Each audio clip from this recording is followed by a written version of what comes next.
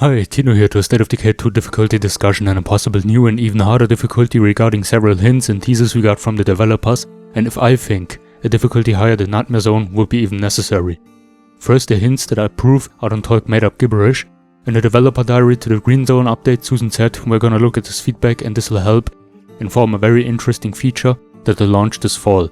I played a clip. We're incredibly excited to launch Green Zone because we're going to look at this feedback, as Brian said, and this will help inform a very interesting feature that's going to launch this fall.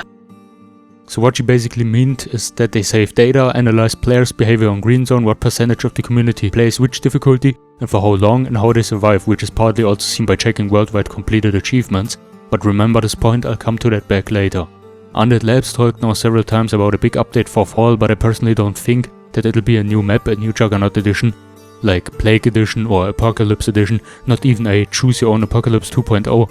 But Geoffrey asked in the past livestream on Monday, June the 29th, if they would add a new difficulty, how they should call it. The emphasis was on if they would do it and that there's nothing safe or written down, and they didn't even thought about it, but why would he ask in the first place?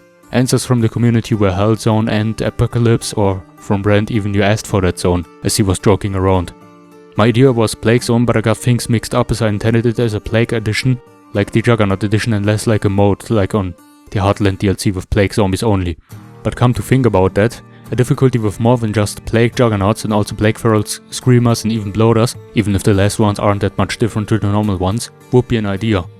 What I personally think is that people are always hyping things too much up, and I'm not even judging or saying it is wrong, but what if it's just some Halloween present with some more customs and more bounty events and nothing more to it?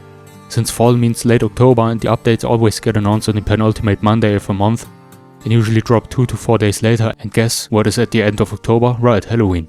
Also remember that the anniversary update was also speculated to be a huge update, but at the end it was a normal update 17, and why should they add 2 big updates within months? Keep in mind that the Juggernaut edition was just released this March. Now me, as someone who enjoys the Nightmare Zone only since months and got used to it, do I actually want a higher difficulty? No, it's not necessary and it would be a waste of time for the developers, even if Nightmare Zone isn't the potentially maximum challenge. But here's the question, when is the maximum peak ever reached at something? It's like rich people want to get super rich and then even more rich, but what will they do with all their money that they can spend? Because it's the same thing with Dark Souls. It was used to call one of the hardest games ever, but since years there are speedrunners who run through the game without getting any damage.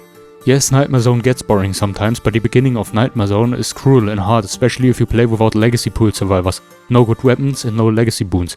Try that for example if you want a bigger challenge. Or another way is mods. There are mods for PC that add Plague Ferals, which are more dangerous than the normal ones, or Plague Screamers that are deadly and attack you unlike normal Screamers.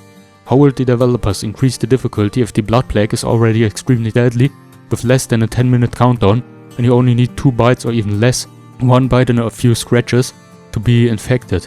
Most useful locations are pre-looted before you enter the map, like military locations, trauma tents and gun shops. The only possibilities, in my opinion, to increase the difficulty without making it completely unbalanced would be by adding the plague heart number on a map somewhere between 20 to 25, and like I said, mixing up feral screamers and bloaters with their plague equivalent, so that there aren't plague versions only running around, because that's already left to the juggernauts. Another possible thing would be massive horde events with nice rewards afterwards, just like the Clio supplies after finishing a daybreak wave, but without those weird Clio weapons. Because like I said in my loot video, a higher difficulty also needs scaled loot and something adjusted, and not just the same loot like in Standard Zone, but even scarcer, even so scarce that you can't beat the threats without having an armory to craft ammunition.